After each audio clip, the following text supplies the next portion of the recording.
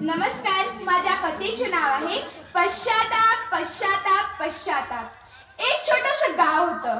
त्या गावामध्ये सम्राटवतीची आई एका लहानशा झोपडीत राहत होती।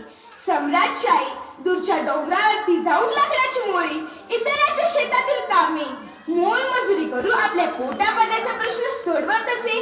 ज्या आईनं पण ओल्या कपड्यावरती झोपून आपल्या मुलाला सुक्या कपड्यावरती झोपवलं, कडे घेऊन चांदोबा दाखवत घास बनवला, मोठं केलं, त्याच सम्राटला त्याची आई अजिबात आवडत नव्हती। तो नेहमीच रस्ता करायचा, कारण तिला एकच डोळा होता। एके दिवशी सम्राटची आई दूरच्या डोंगरावरती गेली असता तिला खूप अस्वस्थ वाटू लागले, म्हणून दूरच्या रस्त्यात जाण्यापेक्षा जवळच्या रस्त्यात जायचं ठरवलं। ती सम्राटच्या शाळेजवळ निघाली। तो सम्राटच्या मित्राने तिला पाहिले। तिथं एकच गोंधळ सुरू झाला। सम्राट, बघ तुझी आई आंधळी, तुझी आई आंधळी, तुझी आई आंधळी, तुझी आई आंधळी। सम्राटचा चेहरा लालबुंद झाला। तो रागारागाने घरी आला। तो एका कोपऱ्यात जाऊन रडत बसला। आईने त्याला विचारले, सम्राट बाळ, काय रडतोयस? एवढा उदास का? तुला कुणी काय बोलले का? तुला कुणी मारले का? त्यावर सम्राट तारकन म्हणाला, अगं आली होतीस ना माझ्या शाळेजवळून, तुला एकदाच सांगतो, यापुढे माझ्या जवळून यायचं नाही म्हणजे नाही। ती बिचारी सम्राटची आई दूरच्या डोंगरावरती जाऊन बाजूच्या रस्त्याने घरी परत यायची। अशीच एकदा दूरच्या डोंगरावरती गेली असता आकाशात काळे गुट्ट ढग जमले।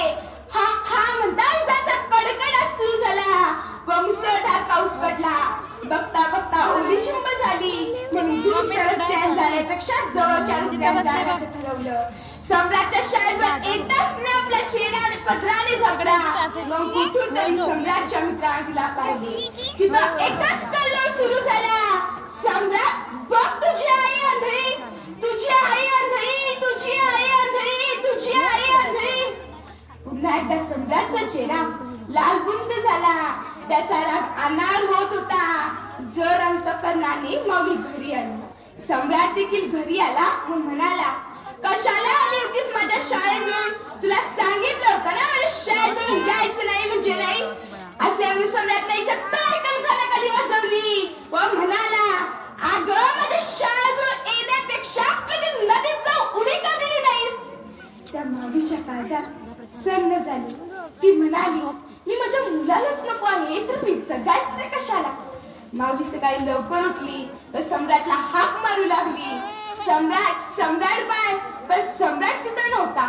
तिला घरची सारी कामे उरकली तरी देखील सम्राटचा शोध लागला नाही। आता तिच्या काळजाला ठोका सुटला होता। तिनं सारं गाव अलतं घातलं तरी देखील सम्राटचा शोध लागला नाही। शेवटी तिला कोणती सांगितले की सम्राट गाव सोडून शहरामध्ये गेला आहे। मित्रांच्या उडवलेल्या छोट्याशा रागाने गाव सोडून गेलेला सम्राट तसा प्रामाणिक व सुसंस्कृत मुलगा होता। कोणती सवय लावून न घेता राबून काबाड कष्ट करून जिद्दीने मेहनतीने आईने राबून देत असलेल्या कष्टाचे तो चीज करत होता। प्रसंगी सकाळी लवकर उठून पेपर टाकणे, झाडू मारणे अशी कामे करत होता। शिक्षण घेता घेता तो कलेक्टर झाला। आपल्या गावातील मुलगा कलेक्टर झाला म्हटल्यावर संबंध गावाने त्याचा सत्कार समारंभ करण्याचं ठरवलं। ही गोड बातमी आईच्या कानावर आली। ती जाऊन आनंदाने भरून आला। सम्राटचा सत्कार समारंभ संपला। तो आपल्या मित्रांसोबत त्या झोपडीजवळ निघाला। आई आता पलंगावर झोपली होती। तो त्या आईपाशी गेला व म्हणाला, अगं आई उठ, तुझा बाळ सम्राट आलाय। अगं आई उठ, तुझा बाळ सम्राट आलाय। पण माऊली उठत नव्हती। तिच्या बाजूला एक चिठ्ठी सापडली। त्या चिठ्ठीत लिहिले होते, बाळ, तू जेव्हा लहान होतास तेव्हा तू खड्ड्यात पडून एक डोळा गमावला होतास। तेव्हा मी माझा डोळा तुला दिला होता। तू जे बघतोयस ते माझ्या डोळ्यांमुळे।